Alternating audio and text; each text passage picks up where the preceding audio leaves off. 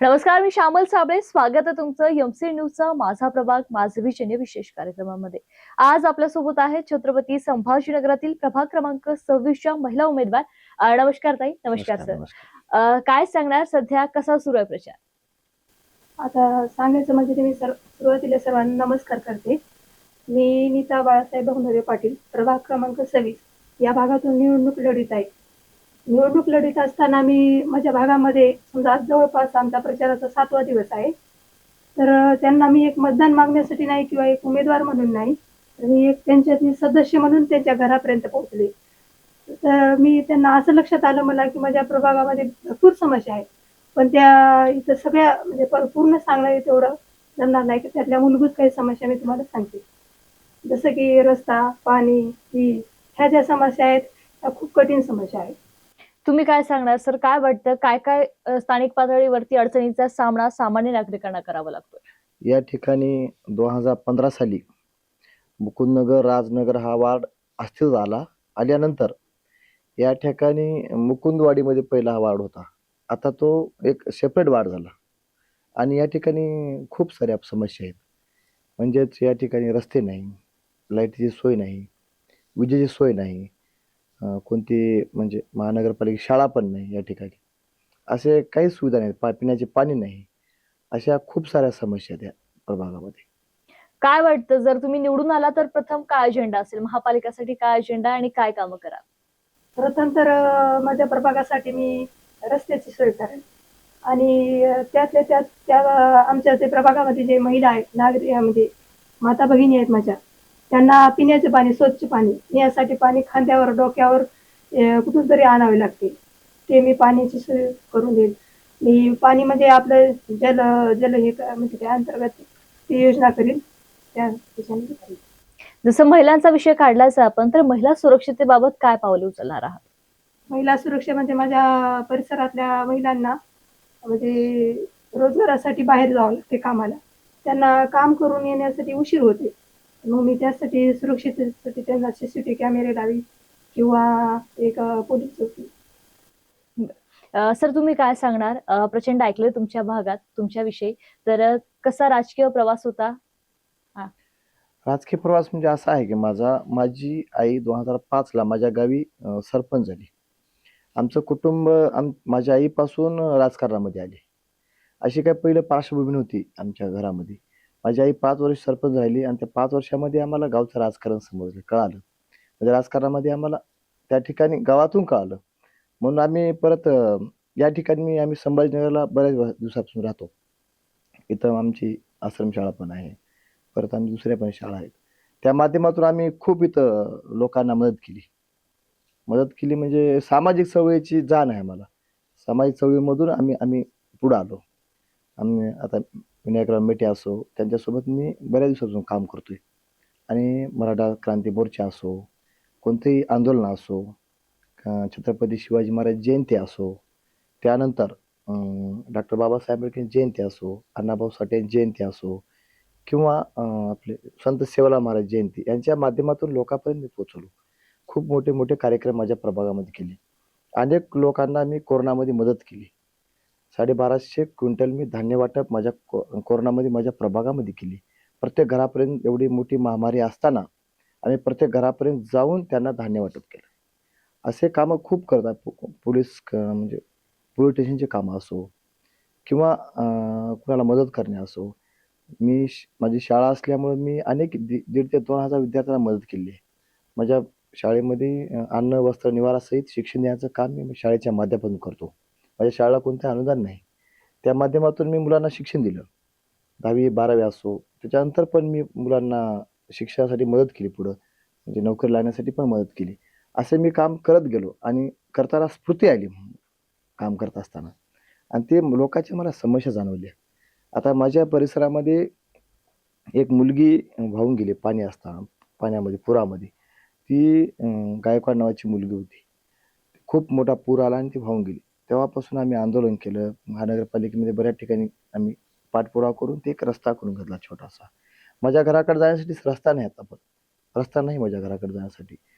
आणि हे करत असताना मग समस्या सोडायचं ध्यास लागला मला. जसं की तुम्ही नुकतंच सांगितलं की तुमच्या शाळा आहेत, तर लहान मुलं जे असतील तर त्यांच्या शाळा शिक्षणासाठी काय पावले उचलणार आहात? शिक्षणासाठी काय नाही, मी तर त्यांना मदत करतो ना शिक्षणासाठी मुलांना. आता त्यांना पुढे भविष्यामध्ये 12वी झाल्यानंतर एम-पी-एस-सी, यू-पी-एस-सी साठी मी त्यांना मदत करत असतो. आता माझी मुलं बरंच पोलिसमध्ये लागले आहेत, मिलिटरीमध्ये गेले मुलं माझी. त्यानंतर माझी मुलं आपल्या ग्रामसेवक झाले, तलाठी झाले. अनेक कंपन्यांमध्ये कामाला पण लागले माझी मुलं. त्याच्यामुळे तेच आनंद आहे मला, बाकी काही नाही. काय वाटतं या प्रभागामध्ये नेमकी लढत कोणाची? माझी लढत कुणाशी नाही. कारण आमचा राष्ट्रवादीचा सगळे 4चे 4 उमेदवार आमचे निवडून येणार, हे मला फुल गॅरंटी आहे. कारण आम्ही तळागाळातली माणसं आहोत. आम्ही रस्त्यावरचे माणसं आहोत. आम्हाला कुणाची भीती वाटत नाही. आम्ही प्रामाणिकपणे काम करतो. प्रामाणिकतेला आम्हाला यश नक्कीच येणार आहे. एवढा आत्मविश्वास असण्याचं कारण काय? ग्राउंड रूटवर काम करतो, ग्रास रूटवर काम करत आलेलो आहे आम्ही. आणि लोकांचा आशीर्वाद आहे. मायबाप जनतेचा आशीर्वाद असल्यानंतर कुणाची गरज नाही. धनशक्तीवर हे जनशक्ती आहे. त्याच्यामुळं ह्याच्यामध्ये घाबरायचं काही कारण नाही. आम्ही लढत राहणार आणि जिंकणार पण. जर विरोधकांना एखादा प्रश्न उठवायचा असेल तर कुठला उठवणार? आता गेल्या काँग्रेसचा नगरसेवक होते, ते आता ह्याच्यामध्ये आले BJPमध्ये.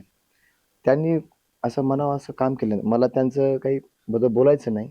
कारण आता ही विचाराची लढाई आहे. विचाराची लढाई विचाराने लढली पाहिजे. त्यामुळे आम्ही लढाई विचारच लढतो. म्हणून मी सांगतो की ते पाठीमागे काय झालं ते काढायचं नाही मला. मी काय करणार हे माझं व्हिजन आहे. आमची ब्लूप्रिंट तयार आहे. त्यासाठी आम्ही ब्लूप्रिंटनुसार काम करणार. काय विजन आहे महापालिकेसाठी? महापालिकेसाठी आम्हाला मल्टी स्पेशालिटी हॉस्पिटल पाहिजे आमच्या परिसरामध्ये. त्यानंतर व्यायामशाळा पाहिजे, बालसंस्कार केंद्र पाहिजे, पोलीस चौकीची मागणी केली आहे, ते लवकरच पोलीस चौकी आमच्या परिसरामध्ये येईल. त्यानंतर आमच्या परिसरामध्ये महिला बचत गट, त्या माध्यमातून महिलांना प्रशिक्षण देणे आणि उद्योगधंद्यास मदत करणे, हे पण आमचं विजन आहे. त्यानंतर एक आम्हाला महानगरपालिकेची शाळा लागते. महानगरपालिकेत ती शाळा आम्ही हे करू आणि अंगणवाडी पण नाही, आम्ही शाळा परिसरात अंगणवाडीचं पण आम्ही हे करू. त्यानंतर आम्हाला क्रीडांगण नाही, भाजी मंडई नाही आमच्या परिसरामध्ये. त्यानंतर आम्हाला जाण्यासाठी बोगदा नाही. गेट लागतं, 30-30 मिनिटं गेट लागतं आमच्या परिसरामध्ये. त्यासाठी बोगद्याची मागणी आम्ही करू आणि ते पूर्ण तास नेऊ, असं आमचं विजन आहे. खूप उत्तम प्रकारे तुम्ही विजन मांडलंय सर. जसं की तुम्ही सांगितलं की गेल्या अनेक वर्षांपासून तुम्ही सामाजिक क्षेत्रामध्ये काम करत आहात. एक समाजातील तळागाळातील नेतृत्व तुम्हाला म्हणायला हरकत नाही. मग पत्नीला उमेदवारी कसं सांगणार, कसं स्पष्ट करणार? कसं झालं ते, आता काही आता मी जर सामाजिक काम करतो, मला असं वाटलं की माझ्या पत्नीला उमेदवारी उमेदवारीला देऊ म्हणून मी पत्नीला उभा केलं सामाजिक चळवळीत असताना. आणि योगायोगाने काय झालं, समोरचे आमचे भैया जे फिरोज भैया ते ओपनचे होते ना, त्यांना ओपनची उमेदवारी भेटली. मग माझ्या पत्नीला त्यांनी सांगितलं तुम्ही पत्नीला उभा करा, म्हणून मी पत्नीचा चॉईस केला. आता दोघं तुम्ही पती पत्नी स्वतः तळागाळात जाऊन प्रचार करत आहात, कसं वाटतंय? नाही, खूप मोठा प्रतिसाद आहे राष्ट्रवादी काँग्रेस पक्षाला. आम्हाला खूप छान वाटतंय. आणि हे करत असताना लोकांच्या समस्या आम्ही जवळून पाहिल्या. आम्ही घराघरापर्यंत डोर डोर गेलेलो आहे. त्यामुळे लोकांच्या खूप साऱ्या समस्या आहेत. भविष्यामध्ये आम्ही निवडून तर येणारच आहे. आल्यानंतर आम्ही लोकांच्या समस्या निश्चित सोडवणार आहेत. सर, आणखी एक महत्वाचा प्रश्न मला असं वाटतं की विचारायला हवा. एक ज्वलंत आणि फार चर्चेचा मुद्दा आहे तुमच्या प्रभागामध्ये, तो म्हणजे गुंठेवारीचा. काय सांगणार? आता आमच्या इकडे 20/30चे प्लॉट आहेत.